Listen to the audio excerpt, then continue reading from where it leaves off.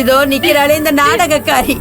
இவன் நகையை திருடி கொண்டு போய் கார்த்திக் கிட்ட கொடுத்து ஆதர மேல பழிய போட சொல்லி இருக்கா.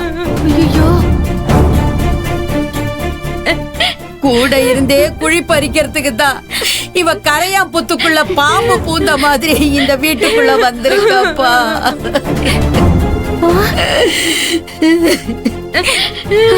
ஏய், என்னடி வாயை மூடிக்கிட்டு நிக்கிற? உண்மையை சொல்லேண்டி. அம்மா, என் மேல இப்படி பழிய சொல்றதுக்கு பதிலா உன் கையாலேயே என் கழுத்து நெரிச்சு கொண்டுடுமா. நான் ஒரேடியா செத்தே போயிடுறேன். ஏய், இப்ப நீ உண்மையை சொல்லல, நானும் அதை தாண்டி செய்ய போறேன்.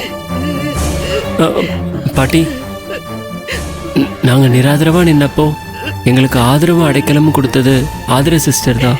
அவங்க மேல பழிய போடுற மாதிரி அம்மா எதுக்கு நகையை திருடி கார்த்திக் கிட்ட கொடுக்க போறாங்க? மனசாட்சி இருக்க யாராச்சும் இப்படி பண்ணுவாங்களா? ஓ அம்மா பண்ணுவாடா. ஆதிர, நீ கூட என்ன சந்தேகப்படுறியாமா?